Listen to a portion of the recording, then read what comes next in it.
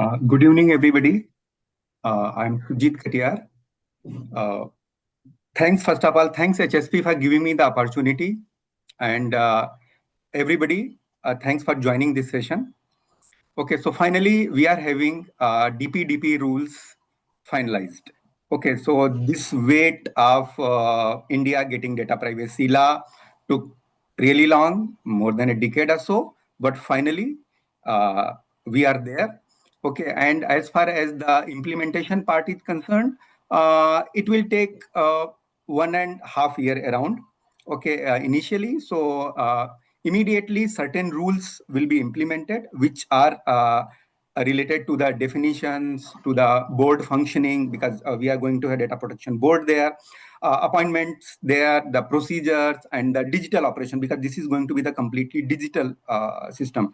And then after 1 year, only rule 4 will be applicable, which is in regards with the registration of consent managers.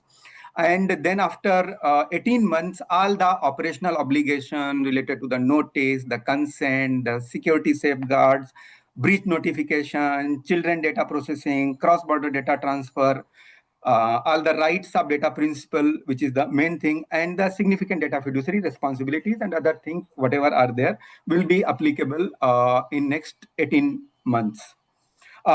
Today's development is that government may reduce this time frame that will be updated soon. My job is to talk about the healthcare. Okay, so in healthcare, we often say that patient's recovery depends on the correct diagnosis and timely treatment. So the same applies to the compliance as well. With DPDP rules 2025, we finally have a clear diagnosis of what the government expects. And today our job is to understand the treatment plan.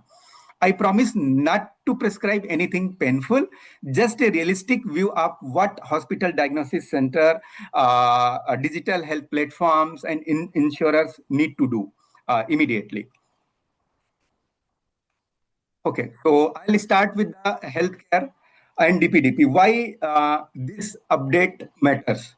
Okay, so this update is related to because healthcare entities process the highest risk personal data, which includes the medical history, diagnostic images, lab reports, prescriptions, insurance information. Also, along with this, we are having behavioral and genomic data, which is huge in amount. So healthcare data moves across complex system, hospital information management system, laboratory management system, PACS, telemedicine, because out of hospital care is getting popularity, and then EHR, clinical decision support systems, and insurance claim. Also, the AI is like adoption is increasing slowly, gradually here. If I give by some example, earlier obtaining one-time signature on a consent form at the registration time was considered more than sufficient. Under the new regime, consent must be purpose specific, traceable, withdrawable. Okay, so this means hospitals must maintain digital logs of what the patient agreed and for what purpose. Okay, I'll give another example, like diagnostic reports which are shared on WhatsApp or unmonitored channel, not now they won't fall clearly into compliant territory. That will be non-compliant due to absence of the logging and traceability there. Okay, so this is going to impact in a big way, because the now from the policy-based compliance, we need to shift to the process level compliance there. Okay, and the new DPDP these rules, they are providing the clarity. Okay, so some very small, I'll say the comparison there. Earlier, the definitions were broad, like some basic kind of thing. There was a ambiguity there. Okay, so but those were clear, but like the operational clarity was less there. Okay, so that's why there was uncertainty between among the hospitals, the digital health companies, because it did not define how systems will be configured and how logs will be stored. Okay, so another example, like in case of withdrawal of consent, withdrawal of consent must be acknowledged within a defined timeline and must result in stopping process unless until there is a requirement, some medical legal requirement is there. Okay. Also, access log must show who opened a patient file, when it was opened, and the reason for the access. So, in this way, the new rules also strengthen the accountability for processors, because here all the hospitals and pathology labs, they are going to be the data fiduciary. Okay, but they are working with quite a few data processors like HIS vendor, this hospital information management systems. Okay, the PAC service providers and the telehealth technology service providers.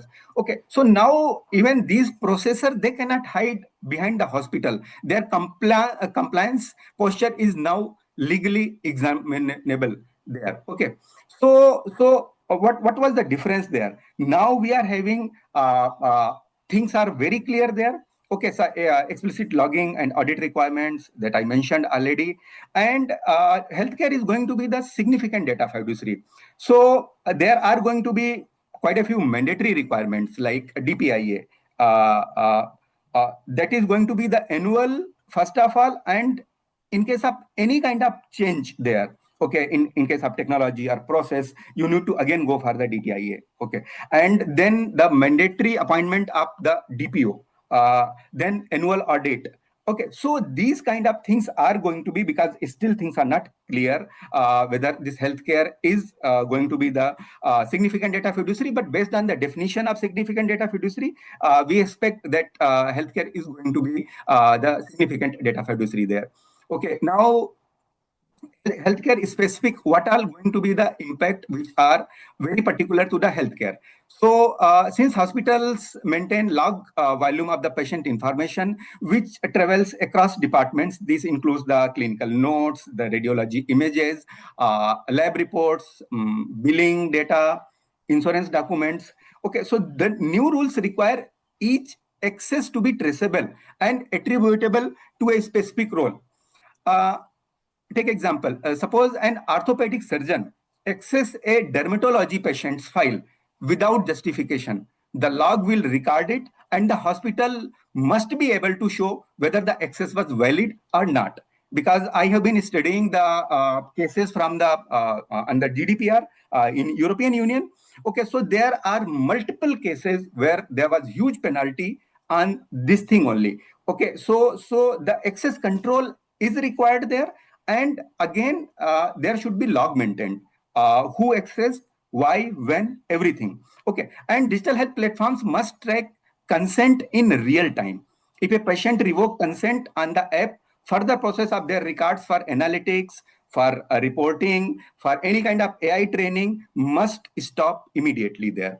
Okay, and insurance related processing must segregate clinical information and non-clinical information. Okay, so why so? Because the access should be limited. Okay, so whosoever is underwriting the medical things should have access to the clinical. Otherwise, all the other administrative should be segregated there.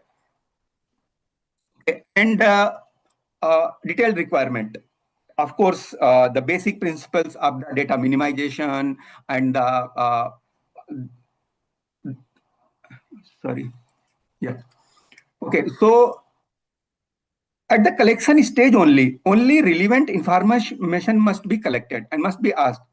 For instance, taking a full medical history when the patient is only undergoing for an X-ray, say for example. So without clinical justification, this will violate the principle of minimization.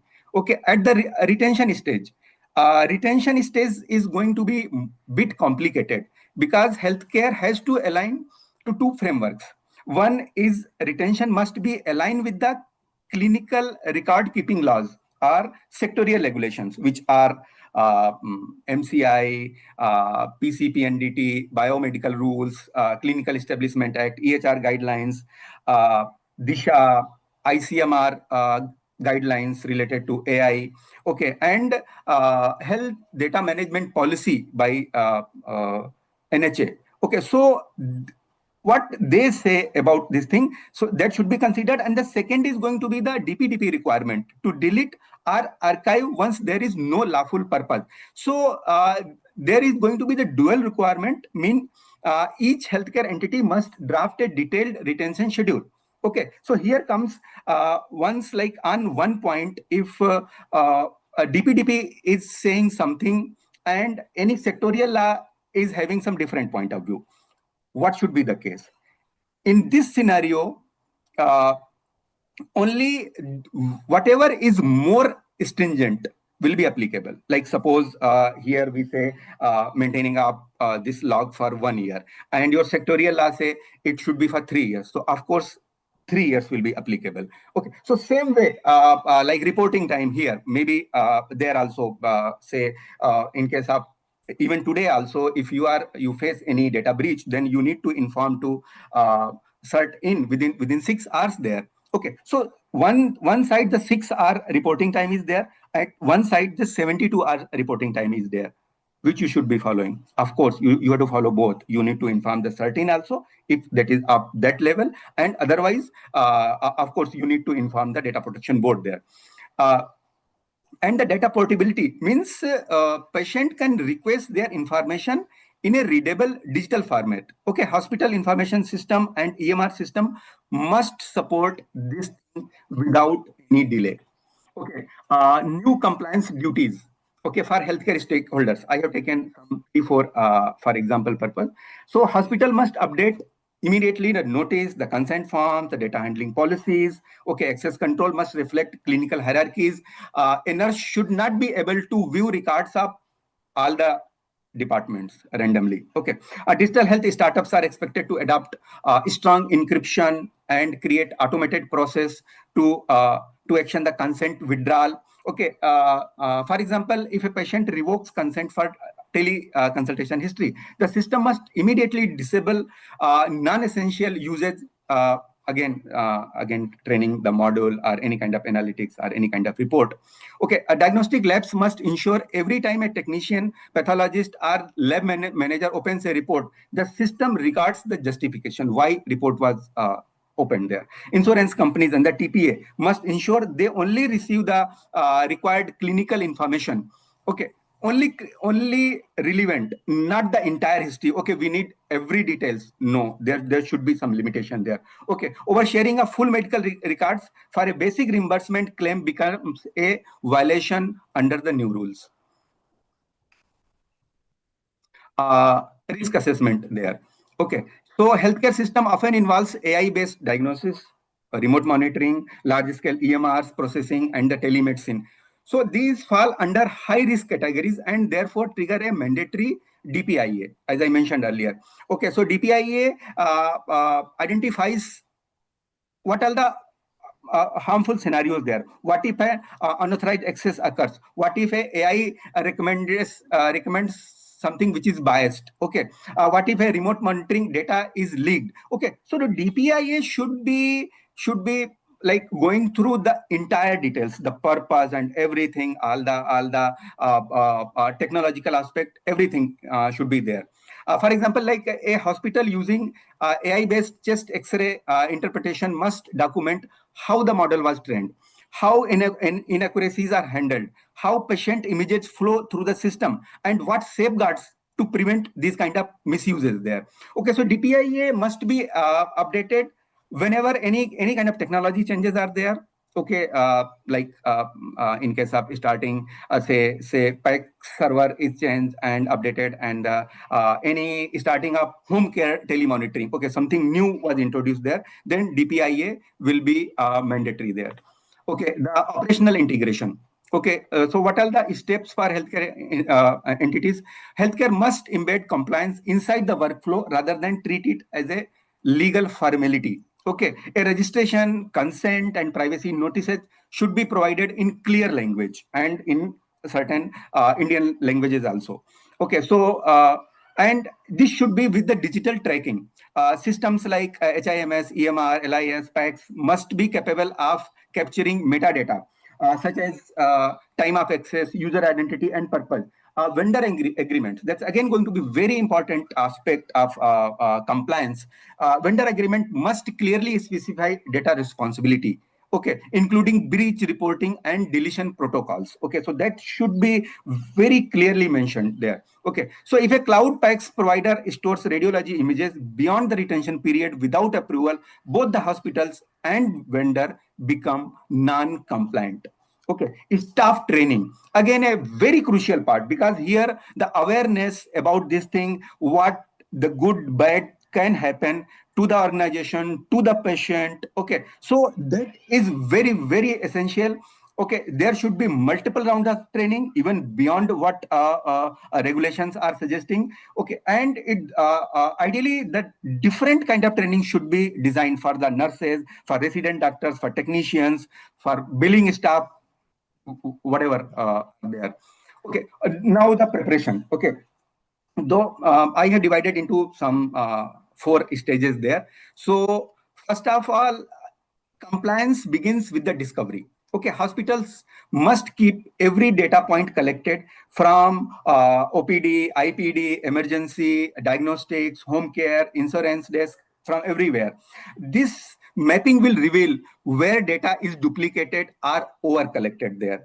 Okay, and then comes the gap analysis. Gap analysis will compare existing process with the new rules. Okay, for example, many hospitals currently keep old consent forms without expiry. Under the new framework, consent must be purpose specific and tracked. Okay, policies, of course, policies need to be rewritten to reflect retention, deletion, breach reporting, grievance redressal obligation. Okay, and the third stage is going to be the implementation. Implementation involves the configuring system for consent, logging, retention. A major change is the formulation of the vendor responsibility, as I already mentioned. Every HIS, EMR, cloud backup, telehealth service, diagnostic platform must operate under DPDP aligned contracts. Training is again not optional here. Okay, clinical and non-clinical teams must know how to handle data responsibly. Okay, so and then comes the monitoring aspect. The monitoring ensures long-term compliance. Internal audit must be checked regularly. Breach drill help measure the readiness. So there should be like, okay, at this point of some breach is reported, what next? Okay, so there should be some RASCI manual. Okay, so who should be doing what? Okay, so that thing should be in hand ready. To whom to inform, in what format should be informed, what all like if you are informing through email, then what all things it should contain. Okay, so that's how. So annual policy review ensures that the organization remains aligned with the regulatory expectations and the technological changes there. Thank you. Healthcare is not expected to achieve compliance overnight. So the goal is to adopt a continuous governance mindset where patients' dignity, the legal compliance, and the clinical efficiency work together. Uh, Thank you. And next, Mr. Shivam, you please take over. Hi, so I'm Shubham Tripathi. I'm a senior associate with the corporate team here in Hammurabi and Solomon Partners. Now that we have brief introduction out of the way, I would like to thank Sujeet ji for his wonderful insights. It's always such a pleasure to listen to you. Now, since Sujeet ji has covered healthcare, I would now want to talk about the impact of the new rule on the TMT companies. Starting with technology companies, for such companies, the impact is multidimensional. First, the consent architecture must be completely rebuilt. Gone are the days of lengthy terms of service with single I accept button. Rule 3 specifically mandates that data fiduciaries should provide clear, standalone notices that are, quote, understandable independently of any other information, unquote.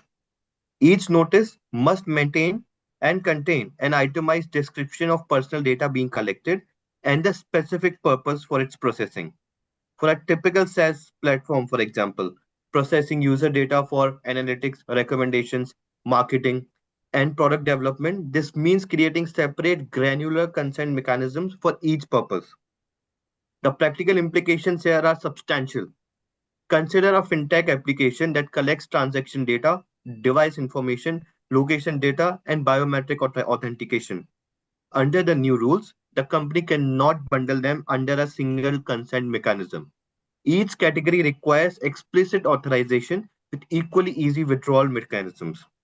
Technology companies must invest in consent management platforms, redesign user interfaces, and retrain product teams to think privacy by design and not just a mere afterthought. Now, coming to media and entertainment, I would like to touch upon what is going to happen in my eyes with respect to the OTT platforms that are available in India.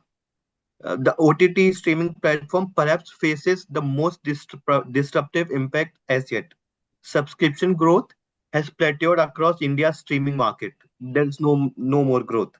And platforms are now increasingly dependent on personalization, targeted advertising, and behavioral analytics to sustain revenue. The DPDP rules have now fundamentally put this challenge across this data-driven business model. Streaming platforms must now replace the current blanket consent mechanism with again granular, revocable consent for every distinct purpose. This means separate opt ins for content recommendations, targeted advertising, email marketing, viewing analytics, cross device synchronization, and social sharing features. This creates a risk of what is known as consent fatigue. If viewers are bombarded with too many consent requests, they may abandon the sign up process entirely altogether. Now the revenue is lost. The challenge for OTT platforms is to design user experiences to give them meaningful choice without degrading the usability of platforms. Advertising technology and monetization strategies also require complete reconfiguration. The rules make it clear that consent must be again, quote, pre, specific, and informed, unquote. Blanket accept all clicks again will not suffice anymore. For ad supported streaming services, this means users can choose to receive content recommendations without accepting targeted advertising or vice versa. Cross device tracking essential for measuring campaign effectiveness, which is usually done by cookies, using usage of desktop and connected TV. They will all require explicit consent, and they face the 3-year retention limit as specified in third schedule read with Rule 81. Attribution modeling that relies on multi-year user journeys becomes significantly more complex. Now coming to telecommunication. Again, in my opinion, the telecommunication sector has some of the most sensitive personal data. They have call records, they have location data, they sometimes have browsing history, they have payment information, and even subscriber identity. The DPDP rules now mandate a revised consent architecture for such operators. Companies must obtain clear user consent, and critically, the rules prohibit again pre-tick boxes in consent forms, something that we have been talking about and Sujeet ji also talked about. Customers must actively select the specific data they wish to share and purposes for which it is shared. It was a recommendation that was originally made by TRI in 2018, but now it has finally been given legal force. Better late than never, I guess. For telecom operators that offer bundled services like voice, data, broadband, entertainment, financial services, this means unbundling all the consent as well. A customer that subscribes to a mobile plan cannot be required to consent to marketing communications or third party data sharing as conditions of service. Each purpose requires separate, freely given consent that can be withdrawn with comparable ease. Network operations and analytics also present very particular challenges. Telecom companies have historically used customer data for network optimization, capacity planning, fraud detection, and service improvement without explicit consent, treating it as an operational necessity. The DPDP framework doesn't just prohibit this, it creates exemption for processing information that is necessary to provide services under law or policy. Everything else is under these rules. However, these transparency requirements mean operator must clearly inform customers about what operational data is being collected and provide accessible channel to exercise rights like access, correction, and erasure. Now, there is something else that I wanted to talk about. Uh, I would not like to see these rules as something that is going to negatively impact all the companies. We can look at this dynamic as privacy as differentiation. While compliance is always imposed cost, it also creates competitive opportunities. Users are increasingly privacy conscious these days. Data breaches, surveillance concerns, and misuse of personal information have eroded trust in digital platforms. Happens all the time.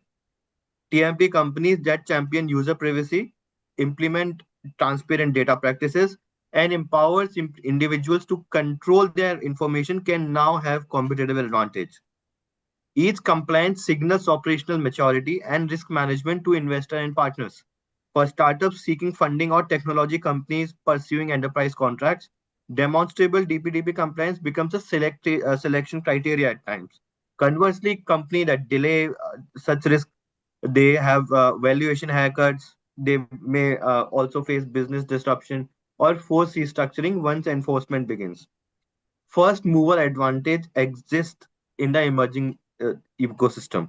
Technology company that will invest early in such consent infrastructure, user-friendly privacy interfaces, and interoperable data sharing platform, they will position themselves as trusted intermediaries in the new trust economy. Vikramji, I believe you have a question, please, or something No, to no, add for that. it's not a question. I just wanted to just briefly, sorry for interjecting.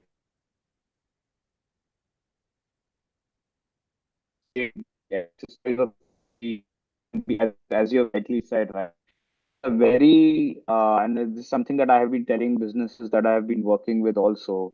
Is that it's a very important sort of leverage or an opportunity for businesses across India to develop consumer trust, right? So because market spaces are already competitive vis-a-vis products and prices and all, so one that industries or that sort of demonstrates better privacy compliance, as you have mentioned, is capable of getting an advantage. So, as an example, I think about a year ago or so, there were these large ads by Apple showing that their iPhones protect their privacy better than maybe other systems in place. So, Right. that's just an example of something that I hopefully Indian business can start to demonstrate in the near future.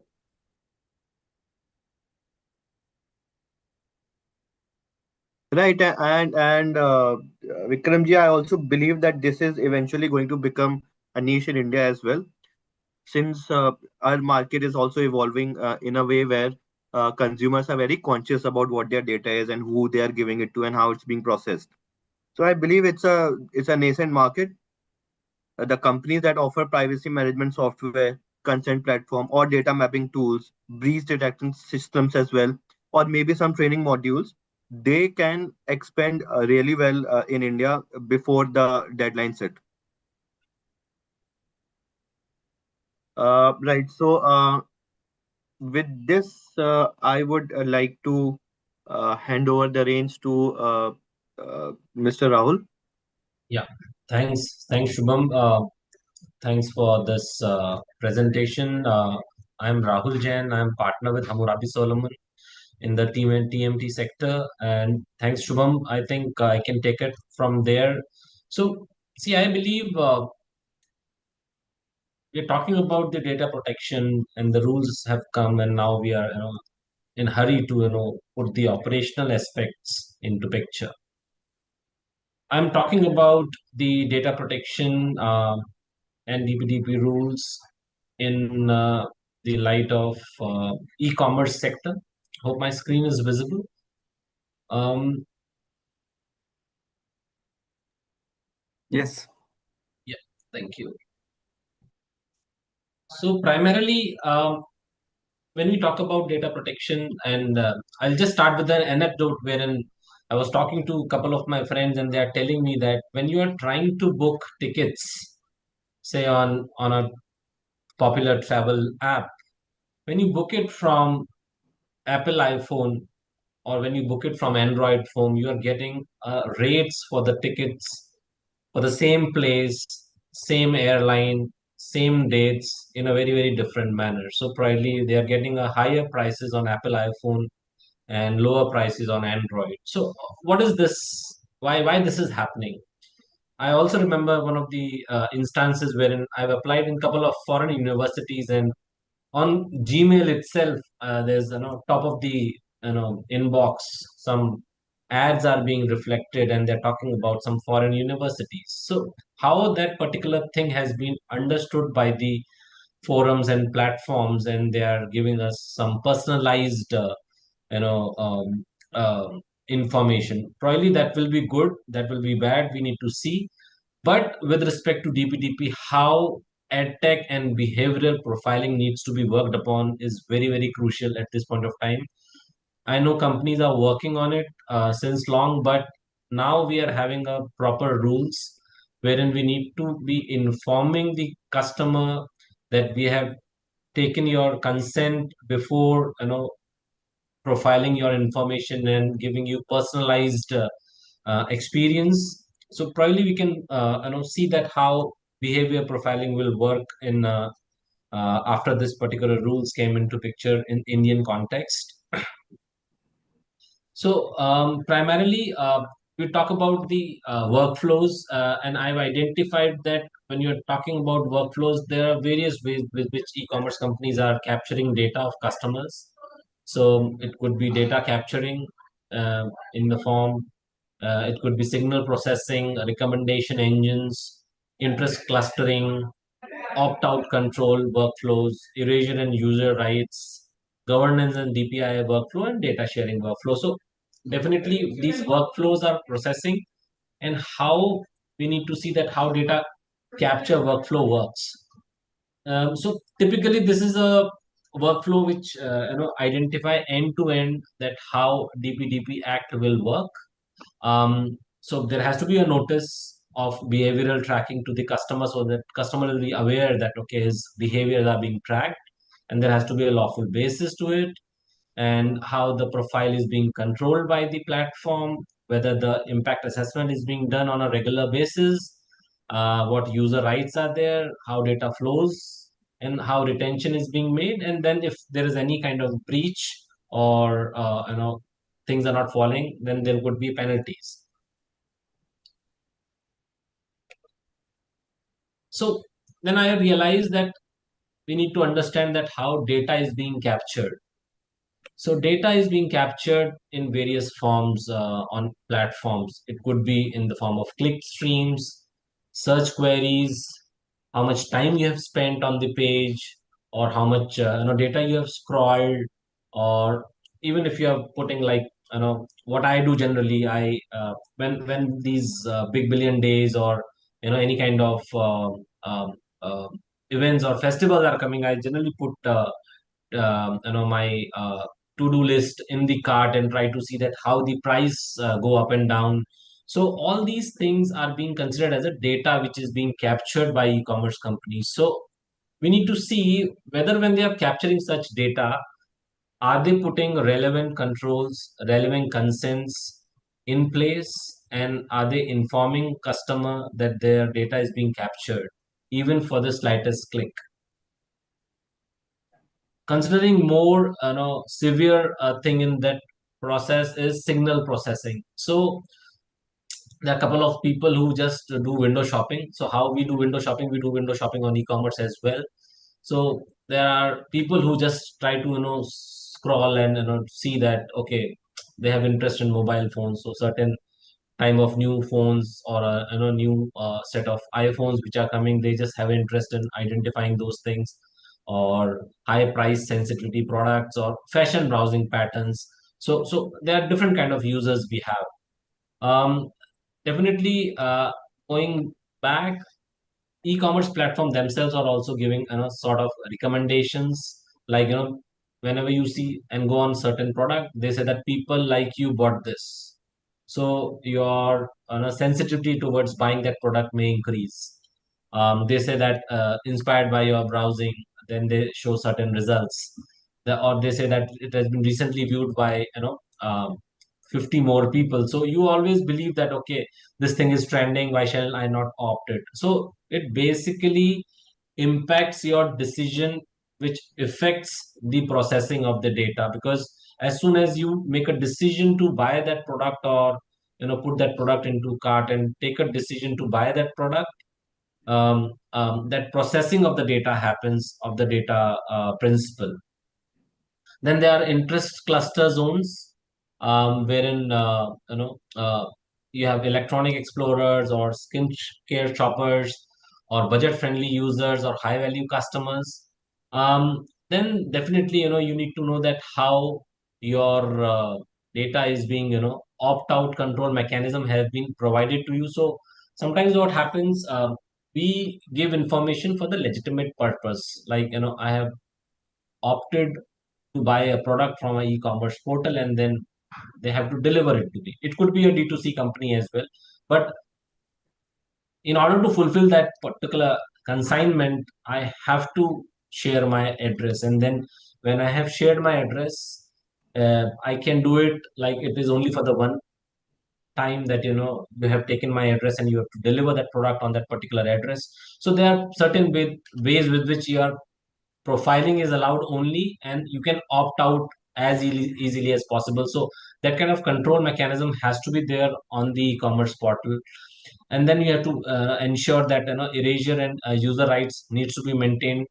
And then governance and DPIA is the things which needs to be taken care of. And data sharing with the third party processors, could be analytical platform or a marketplace sellers or third party pixel.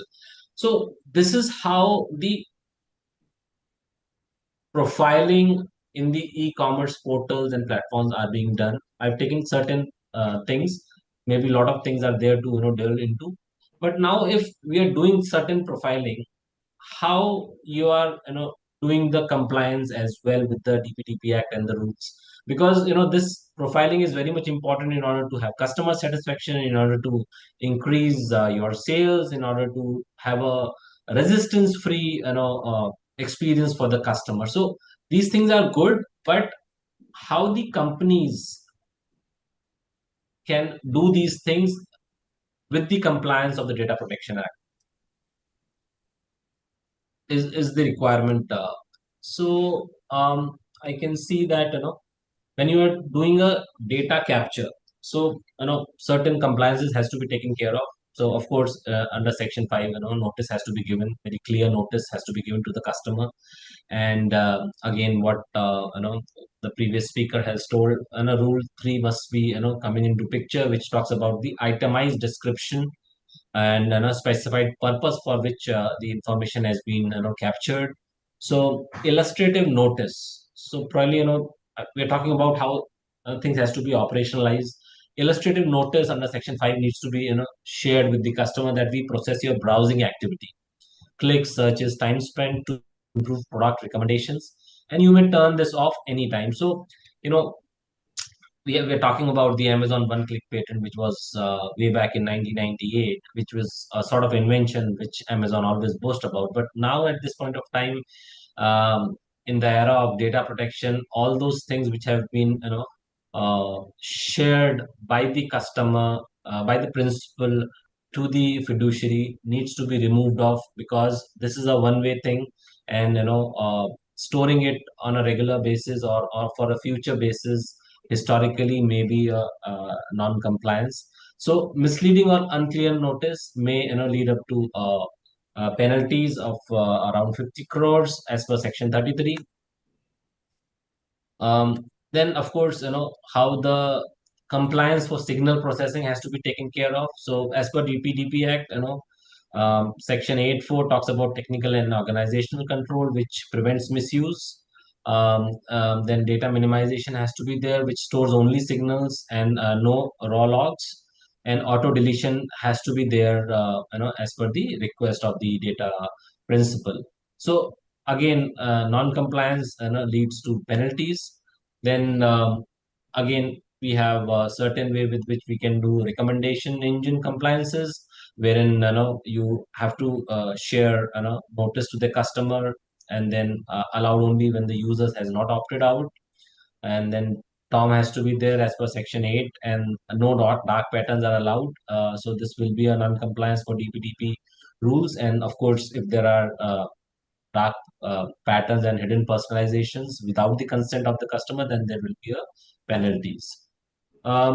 So as I told, there are interests clustering is also happening, wherein you identify certain set of group of people and you put them in that particular cluster, because probably they are interested in knowing what could be the uh, uh,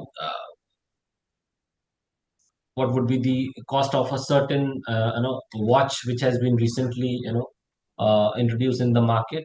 So that with respect to that interest clustering, you need to be very much clear that the profiling has to be complete, accurate, and consistent, and you cannot have a information which is not which is generated by machine and which is not correct. So no sensitive inference with respect to pregnancy, health, and religion finances can be taken care of in this particular aspect. Non-compliance again lead to 50 crores of penalties, and sensitive inference like risk violation, section 33 needs to be taken care of. Then two very important things I believe when you are doing behavioral tech behavioral profiling, you need to understand that customer needs to be given the opt-out control. When you talk about this, then you turn off the personalization, and customer have been given a option to only opt out for that particular activity and needs to be opt out of the information he has shared. So that information has to be deleted as early as possible. And as per Rule 3 of DPDP rules, uh, opt out has to be simple and accessible. So of course there has to be a tab which talks about that he needs to be opt out from that particular process post the processing of the order. Section 12 talk about user may demand erasure of behavioral data. So of course that option has to be given to the user. Turning off personalized recommendations, clearing browsing history and search history has to be as easy as toggle switches, which needs to be made available, because I think this kind of requirement is still there, and you can see that all these platforms which are there in India, and we are working with a couple of them, are not able to take care of that particular toggle on and off of the personalized recommendation. Then compliance with the erasure and user rights. So from the request of the data principal, the erasure of the data has to happen as per Section 12 of the DPDP Act, and grievance mechanism should also have some timelines. Non-compliance still lead to penalties.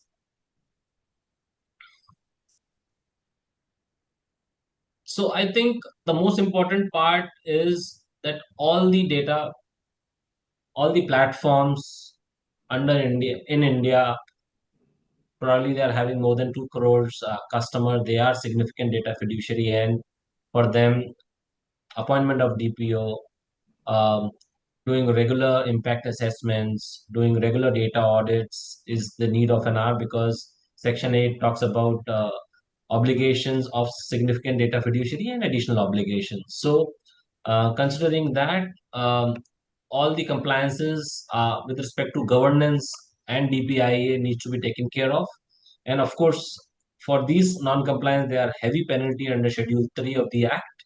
Um, so platform needs to regularly approves and review their profiling system, which is mandatory, and need to take care of purpose, risk, and bias as per DP and as per DPIA, and data flows, retention, and mitigation needs to be taken care of, and security controls, security gift safeguard under Section 8(4) is very much required. It could be ISO 27001, but it could be anything. Equivalent measure will be allowed. Audit has to be there. Algorithmic fairness needs to be taken care of, and register of profiling activities as per DPDP rules needs to be taken care of, and the penalties of non-compliance of these things can go up to 150 crores up to 200 crores as well. Um, Again, so I think this is the most crucial thing wherein data sharing is being done with the third party. So these are primarily data processors. Without contract, without data processing agreements, the information cannot be shared as per Section 8(2).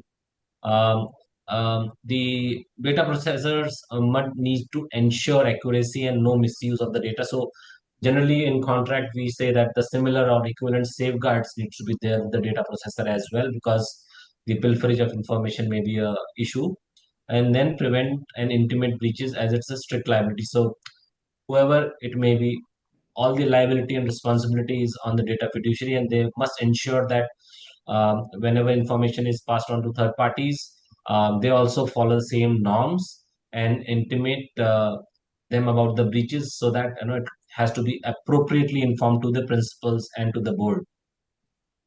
Again, non-compliance, this is the most severe kind of non-compliance, wherein the penalties go up to 200 to 250 crores. Um, so basically, we're talking about how this system works, and operationally what needs to be done by the platforms. So this is an illustrative DPDP compliant operating model for the e-commerce companies, wherein they needs to have proper processes in place. As per section 5, notice has to be there. Easy opt out option has to be there as per section 7A. Responsible data flow needs to be there. They need to understand how the behavioral profiling is happening, um, in terms of purchases, in terms of raw data mixing, in terms of no sensitive inference has been taken care of. There has to be a fair recommendations. Um, there has to be user rights which needs to be taken care of in terms of clearing of browsing data, clearing of search history, and then strong backend governance. As we have seen, for all the e-commerce platform will be significant data fiduciaries, and they need to have DPIA, and data audits, and DPO to be appointed and to be in place. That's it from my side. I think, Vikram, you can take it forward from here. All right. Hello, everyone. In the interest of time, I would just like to kind of address a couple of points. So, the gentleman before me have covered in detail some of the salient features of the DPDP rules, and they've been very illustrative with, what are the to-do guidelines. I'm taking a slightly different approach, which is basically, the challenges that I foresee in terms of implementing with certain aspects of the rules.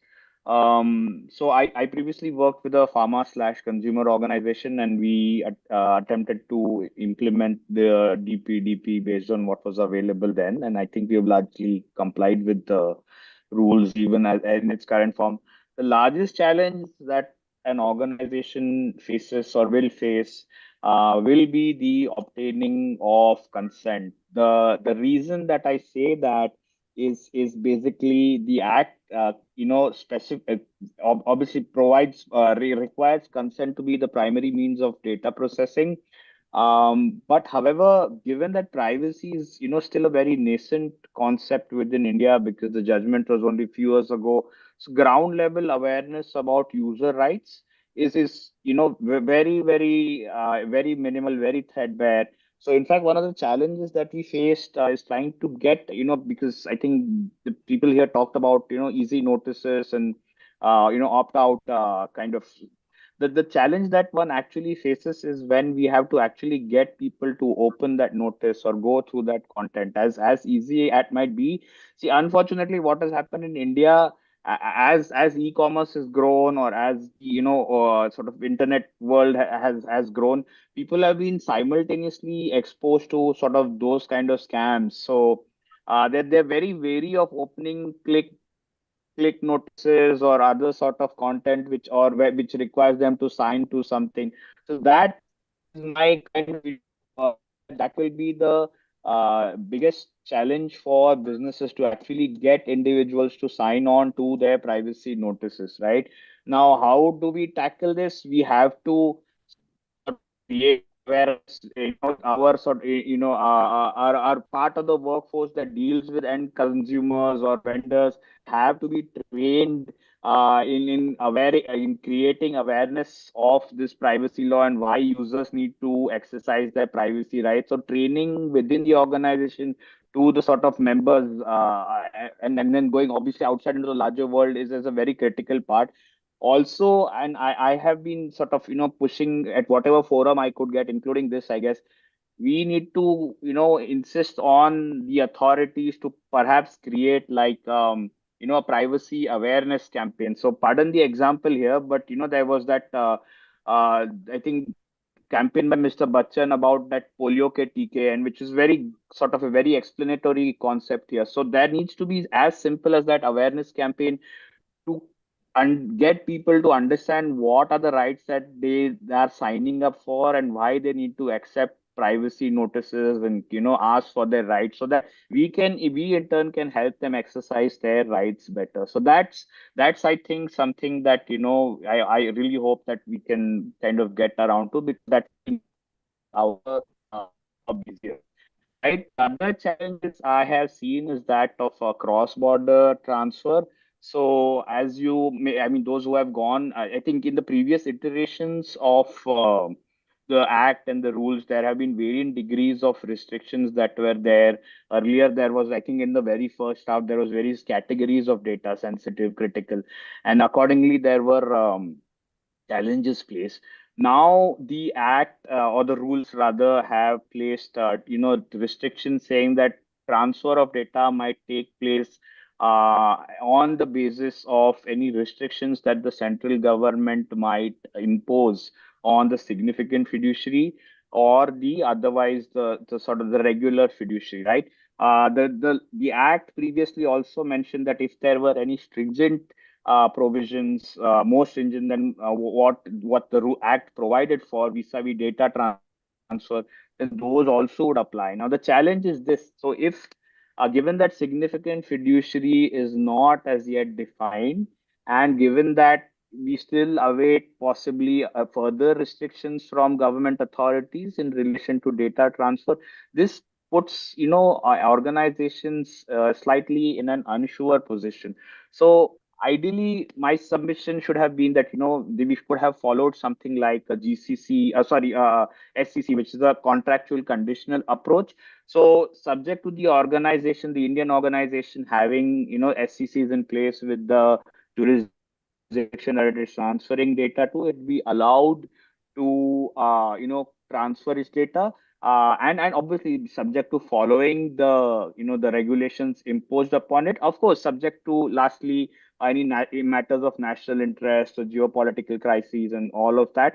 But to await something very sort of contentious or blanket like from the government authorities will put these kind of organizations transferring data, and there's a lot of those, and they are increasing by the day, at a great disadvantage. It makes them unsure, and so that obviously that's not a great place to be. So in very brief, these were the two concerns I have. I am aware the other people have covered largely what I wanted to say, so I don't really want to reiterate that also. So yeah, that's those are two of the concerns. Thank you.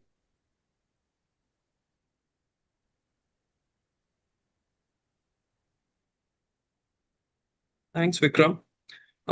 As we all aware, my dear speakers also had made out in terms of the impact in regarding the operational challenges while considering these DPDP rules that will be recently come in the place, and everyone is considering the aspect of how we will come in the industry zone, that we will easily implement it and run down the business also.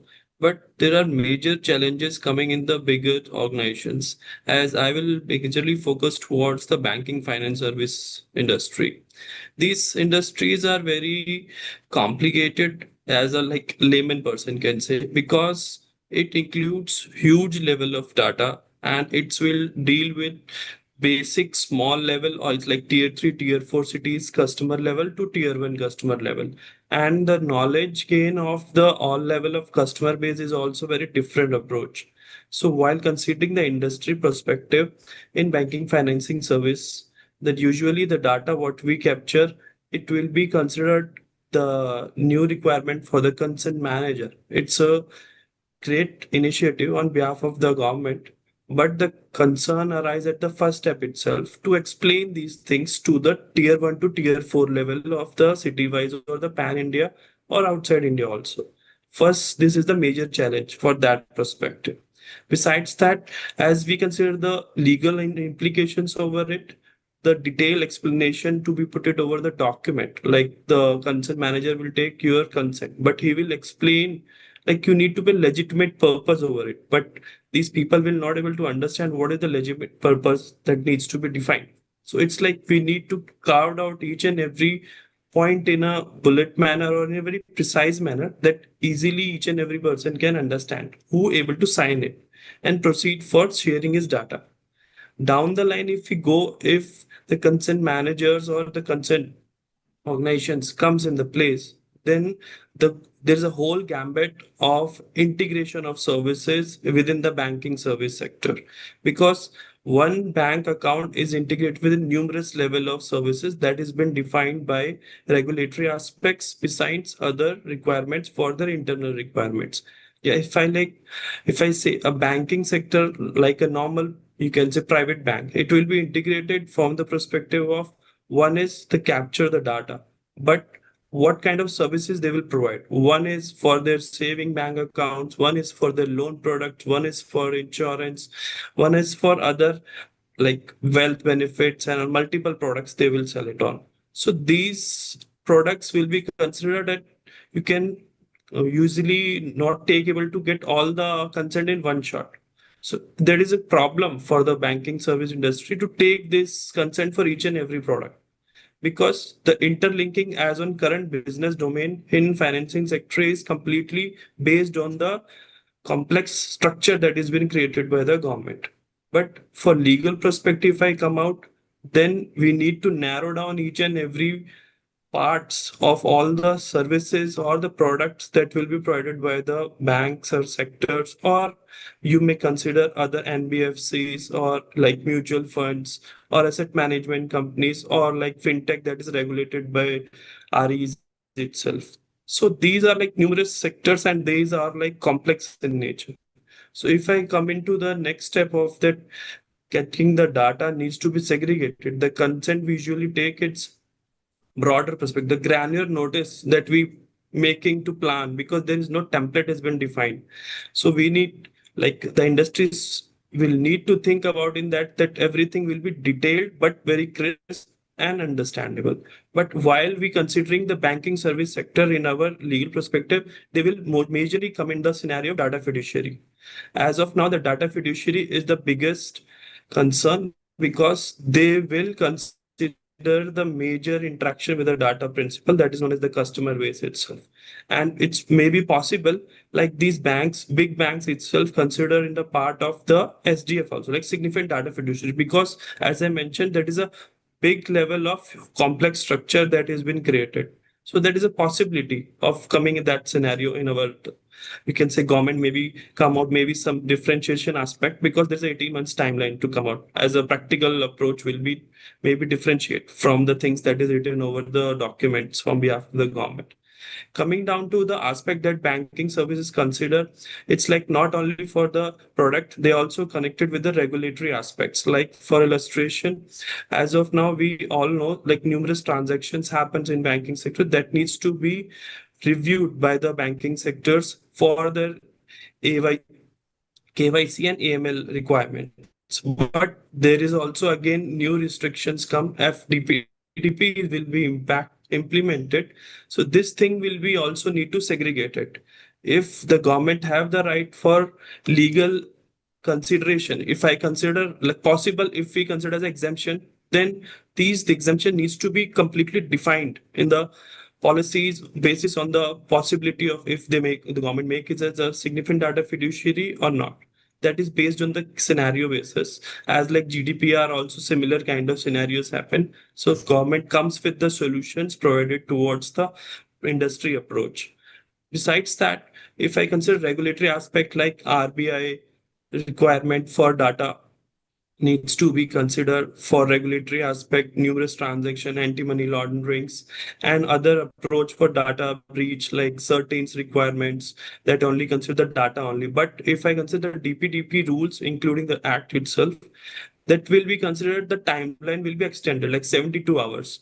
But still, the 72 hours, it's not very good span to justify what is the real so thing happen in that scenario, because as a technical person can only consider the log based data, but due to the privacy nature, if we put it over each and every step, then things will not easily come out from the document perspective. We need to narrow down some kind of benefit like points on behalf of the industry approach to come up with a solution aspect. Besides that, other things that will come in the day-to-day scenario, like fintech, that we use multiple mobile applications for getting these finance services, including insurance or integrated other like non-bank NBFCs needs to be integrated for providing short-term loans and all. So that also needs to be very critically reviewed, and then things will be narrowed down. So it will impact overall like new startups industries also, because the cost of implementation of this step to step basis arrangement will be create a big challenge, and things will be considered in that way that industry and the business will be work subject to the compliance management thing. It needs to be work in simultaneously manner. So it will may be possible that in down the line term, maybe somehow the industry will come up with multiple approaches and then give us some legal solutions that will be helpful for implementing the strategies besides this data privacy arrangement. While at the end, I will just add some one point in regards with the finance sector is the finance sector is the biggest sector in terms of the India, but it includes also cross-border transactions. So as we all aware, DPDP will not restrict to sharing the data that consider the finance data also, because there are some restricted, if it's defined then it will clearly mention in the DPDP, otherwise it's allowed. But under the RBI, the payment service provider or the payment aggregators needs to be considered that all the payment will settle within India and the data will be saved in India. So there are two things we needs to be understand, whether if the RBI will comes in the first step, then the payment aggregates and their cross-border transaction automatically have a restriction, direct impact over the payment aggregators and all payment settlement systems that we will create out. So it also create a cross-border challenge for us to create multiple level of structurings besides the transaction that we propose for the growth of the you can say the country. So it will include like multiple layers that is been created under the DPDP rules, but we need to like sync up with it, or we need to like streamline the things that will be have a good way of approach towards having a business working manner instead of completely blocking the scenario. So the approach will be comes from the rules. It's like we will like streamline align the things for considering the aspects. This is the major regards towards the banking finance service. If any questions you can please.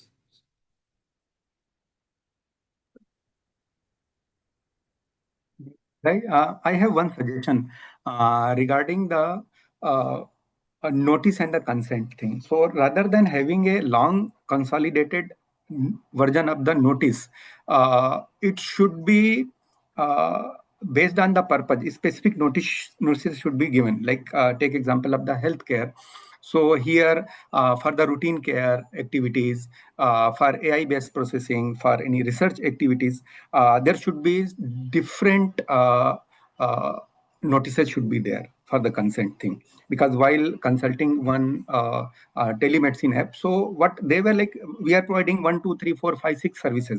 So at the start, why actually you want the consent of everything? It all depends tomorrow, if because once you are giving a very detailed thing, and then again it is not going to be very specific or something. So in my opinion, what I suggest, it should be based on the activity that should be given. So that's one suggestion from my side.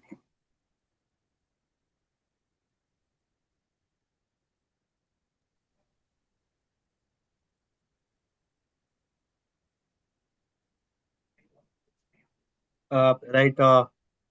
Thanks, all of you. It was indeed a great session. I believe we should close the session now.